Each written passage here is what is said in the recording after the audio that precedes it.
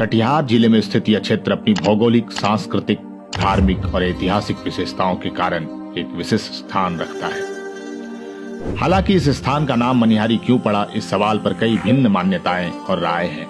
पर सबसे प्रचलित मान्यता के अनुसार यहाँ भगवान श्री कृष्ण आए थे और उनकी मणि खो गई थी और इसलिए इस स्थान का नाम मनिहारी है। यह मान्यता इसलिए भी बलवती होती है क्योंकि यह क्षेत्र द्वापर में अंग प्रदेश के अंतर्गत आता था, जिसके राजा कर्ण थे। यहाँ से कुछ दूरी पर ही वो जगह भी है जहाँ ये माना जाता है कि अज्ञातवास के समय पांडवों ने अपने अस्त्र शस्त्र छुपाए थे। एक मान्यता यह भी है कि गंगा नदी के किनारे बसा यह क्षेत्र बहुत मनोहारी है और इस कारण से इस क्षेत्र का नाम मनिहारी पड़ा। खैर, इस नाम के पीछे वजह जो भी हो, यह क्षेत्र अपनी विविधताओं के साथ काफी अद्भुत है। यह क्षेत्र ऐतिहासिक रूप से भी काफी समृद्ध है। यहाँ से कुछ ही दूरी पर स्थित बल्दियाबाड़ी में सन 1756 में एक बहुत महत्वपूर्ण युद्ध हुआ था, जिसे बैटल ऑफ मनिहारी के नाम से भी जाना जाता है।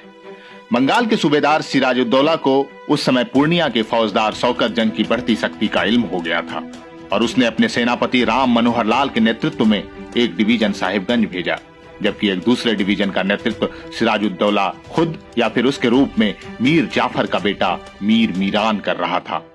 शौकत जंग ने भी तब अपनी टुकड़ी युद्ध के लिए सेनापति श्याम सुंदर के नेतृत्व में भेजी थी। बंगाल के सूबेदार की सेना पहले मेदिनीपुर आई और बाद में बढ़कर मनिहारी से महज 3 मील दूर नवाबगंज में अपना कैंप या गढ़ बनाया था। उसके बाद सिराजुद्दौला और शौकत जंग की सेनाओं के बीच बल्दियाबाड़ी के मैदान में एक भयंकर युद्ध हुआ था, जिसमें स्वयं शौकत जंग ने भी भाग लिया था। बल्दियाबाड़ी का मैदान उस समय काफी दलदली था और उसमें कास के जंगल थे। उस भयानक युद्ध में 12,000 सैनिक मारे गए थे। वैसे तो सिराजुद्दौला का आदेश था कि शौकत जंग को जिंदा पकड़ कर लाया जाए, पर हाथी पर सवार करके जब उसे दलदल पार कराया जा रहा था, तभी एक गोला उसके सर पर लगा और शौकत जंग इस युद्ध में मारे गए थे। आज इस युद्ध को भले भुला दिया गया हो, पर यदि शौकत जंग की जीत होती तो शायद बंगाल के सूबेदार शौकत जंग भी हो सकते थे। पलासी के प्रसिद्ध युद्ध को भी इस युद्ध से जोड़कर देखा जा सकता है, क्योंकि इसी मीर मीरान के आदेश पर मोहम्मद अली बेग ने सिराजुद्दौला की इस युद्ध में हत्या की थी। स्थान का वर्णन महान साहित्यकार और लेखक फणीश्वरनाथ रेणु के मैला आंचल में भी मिलता है, जिसमें मनिहारी घाट स्टेशन का जिक्र है। उस समय यह पूर्णिया का ही एक भाग था। मनिहारी की धरती भारत सरकार द्वारा 1975 में पद्म भूषण से सम्मानित विलक्षण प्रतिभा के धनी एक कहानीकार, उपन्यासकार, कवि, नाटककार एवं लेखक बलाई चंद्र मुखोपाध्याय उर्फ बनफूल की जन्मभूमि भी रही है, जिन्हें फिल्म अर्जुन पंडित के लिए फिल्म फेयर का बेस्ट राइटर का पुरस्कार भी मिला था और जिनकी एक प्रसिद्ध पुस्तक हाटे बजारे के नाम पर भारतीय रेल की एक रेलगाड़ी भी चलती है। गंगा नदी के किनारे बसा यह क्षेत्र धार्मिक आस्थाओं का केंद्र है। यहाँ हर साल गंगा स्नान के लिए लाखों की संख्या में श्रद्धालु आते हैं। माघ, कार्तिक और सावन के महीनों में तो यहाँ काफी दूर, यहाँ तक कि नेपाल से भी श्रद्धालु बड़ी भारी संख्या में पहुंचते हैं। जन्म के बाद मुंडन से लेकर शमशान तक की यात्रा का गवाह यह स्थान सीमांचल क्षेत्र में छोटी काशी का रूप ले लेता है। कटिहार मुख्य शहर से एक सड़क इस स्थान को सीधे जोड़ती है। हालांकि अभी एक परियोजना कार्यान्वित हो रही है, जिसके बाद एक 4 लेन सड़क गंगा नदी पर बने पुल के माध्यम से इसे झारखंड राज्य से जोड़ेगी। अभी पानी में चल रहे मालवाहक जहाजों, यात्री जहाजों और नावों के माध्यम से मनिहारी घाट और झारखंड राज्य के साहेबगंज के बीच आवागमन होता है। अनुमंडल स्थित तेज नारायणपुर स्टेशन भारतीय रेलवे के पूर्वोत्तर सीमांत रेलवे क्षेत्र का अंतिम स्टेशन भी है। इस क्षेत्र की प्रमुख बोली अंगिका है, जो इसके अंग प्रदेश से जुड़े होने का प्रमाण भी है। कुछ अन्य बोली भाषा भी इस जगह पर बोली जाती है।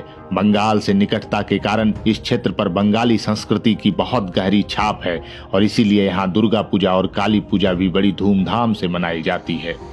इस क्षेत्र में चावल, गेहूं, मक्का के साथ मखाने की खेती प्रमुख तौर से की जाती है। मुख्य रूप से खेती से जुड़े व्यवसाय जैसे चावल से मूढ़ी बनाना और कच्चे मखाना को प्रोसेस करने के साथ मत्स्य पालन और कुछ लघु कुटीर उद्योग यहाँ के लोगों की आजीविका का मुख्य साधन है। गंगा के किनारे स्थित पीर पहाड़ और सत्संग मंदिर यहाँ के दार्शनिक स्थल हैं, जबकि गोगाबिल झील पक्षी विहार इस क्षेत्र का मुख्य आकर्षण है, जहाँ विदेशी पक्षियों, खासकर साइबेरिया से आने वाले पक्षियों को देखने भारी संख्या में लोग आते हैं। हर साल आने वाली बाढ़ इस क्षेत्र के लिए सबसे बड़ा अभिशाप है, जिसके कारण हर वर्ष लोगों को काफी नुकसान झेलना पड़ता है। साथ ही गंगा नदी का कटाव भी इस क्षेत्र के लिए बहुत बड़ी समस्या है। इस क्षेत्र के कई समृद्ध गांव गंगा नदी के कटाव में अस्तित्व खो चुके हैं और कोसी महानंदा के साथ गंगा नदी में आई बाढ़ कई बार तो इस क्षेत्र के लिए प्रलय रूप ले लेती है। और वो कहते हैं ना, ठोकरें इंसान को चलना सिखाती है। इस क्षेत्र ने बाढ़ की विभीषिका के साथ जीना सीख लिया है और मुसीबतों में मुस्कुराते चेहरे और अकपट भोलापन इस क्षेत्र को जीवट चरित्र वाला क्षेत्र बनाता है। जीवन संघर्षों में रचा बसा यह शहर जब शाम में गंगा आरती करता है तो भक्ति में झूमता है। मानो ऐसा लगता है कि यह छोटा काशी नहीं बल्कि पूरा काशी हो गया हो। संस्कृति, आस्था और इतिहास की यह नगरी बड़ी मनोहारी है। गंगा की गोद में बसा यह अद्भुत स्थान मनिहारी है।